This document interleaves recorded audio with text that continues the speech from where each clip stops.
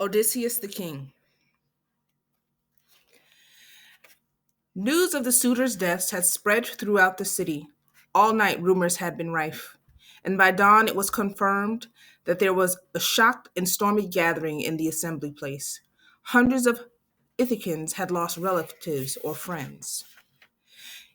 Eupides, father of Antinous, argued passionately for revenge. Fellow citizens, he declaimed through tears of grief and anger, look what this king of ours has done to his people. 20 years ago, he left with 12 ships and the flower of Ithacan youth. They were lost to us forever. Now he has returned to kill a second generation, our sons and the sons of our brothers and cousins left behind when they sailed for Troy. We must avenge them and rid our people of this scourge. Odysseus, fellow Ithacans, take up your arms and follow me. It was Halitherses, friend of Telemachus, who answered him. No, my friends, we must not blame Odysseus for the death of these young men. We ourselves are to blame. We let them do as they pleased until they were beyond our control, terrorizing the country and making up their own laws as they went along. And it was the gods who decided they should die.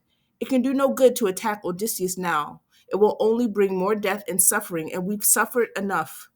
Many of them agreed with these wise words, but there were just as many who were bent on revenge. Shouting down the rest, they brandished their swords and spears and marched to the palace with Eupides at the lead. Cries of death to Odysseus echoed through the streets, shattering the early morning peace. Outside the palace gates, Odysseus and Telemachus stood waiting. Athene stood beside them, wrapped in an invisible mist, as they watched the angry mob approach. It was Eupides who led the charge. He raised his spear and ran at Odysseus with a blood-curdling yell, but he never reached him. A sudden thunderbolt came from the sky and struck him to the ground. At once Athene stepped forward out of the mist, dressed in gleaming gold. The Ithacans dropped back in awe. Good men of Ithaca, my father Zeus has spoken. Let this death be the last. There's been too much bloodshed in this land. Odysseus has returned and justice has been done. Now you should make your peace. Remember the dead and welcome Odysseus home. And you, said Athene, turning to Odysseus, should put down your sword, forgive those who forgive you, and earn your people's love. Athene was right. There had already been too much bloodshed. Odysseus went among his people and embraced them, weeping from both sorrow and joy.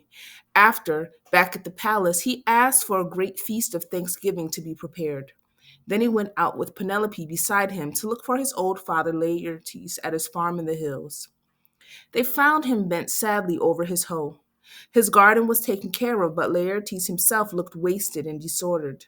When he saw Odysseus, he fainted, and for a moment they thought that the shock had killed him. Happily, he soon recovered, and many tears and fond words he went back with them to the palace.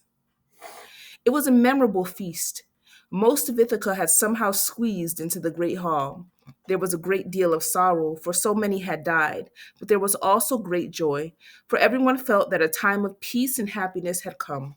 At long last, after 20 years, Odysseus and Penelope sat together by the fire with their people all around them. There was great wonder, too, for after they had eaten and drunk to the gods in the memory of their dead, they clamored for Odysseus to tell his story. Then they listened, spellbound to every adventure as he told them of the lotus eaters and the Cyclops, of Circe and Hades, of the sirens and Calypso, of gods and goddesses, and of much, much more. It was a story that they would hear again many, many times, and one they would discuss endlessly among themselves.